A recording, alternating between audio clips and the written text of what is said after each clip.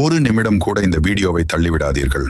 ஏனெனில் நாளைக்கு நீங்கள் கோடீஸ்வரராக போகிறீர்கள். அது எப்படி சாத்தியமாகும் என்று நீங்கள் நினைக்கிறீர்களா? முருகனை ஒரு முறை தரிசிக்கிறீர்கள் என்றால் அவருடைய அருள் உங்கள் வாழ்க்கையில் வெற்றியும் செல்வமும் மகிழ்ச்சியும் கொண்டு வரும். முருகன் ஒரு போர் தேவன் மட்டுமல்ல, அவர் அருள் பெற்றவனுக்கு எந்த இடையூறும் தடையாக வராது.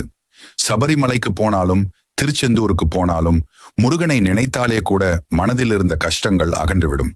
வாழ்க்கையில் சில சமயம் நம்மால் எதையும் செய்ய முடியாத மாதிரி தோன்றும். அப்போதே முருகனை தியானிக்கவும், ஓம் சரவணபவ என்று சொல்லவும்.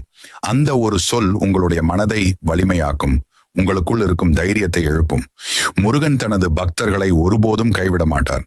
அவர் உங்களை பொருளாதாரத்திலும் ஆரோக்கியத்திலும் அறிவிலும் உயர்த்துவார். நீங்கள் நினைத்த சிறிய விருப்பங்கள் மட்டுமல்ல, பெரிய கனவுகளையும் முருகன் நிறைவேற்றுவார். நாளை உங்களுக்கு நல்ல வேலை கிடைக்குமா? வியாபாரம் வெற்றி பெறுமா? குடும்பத்தில்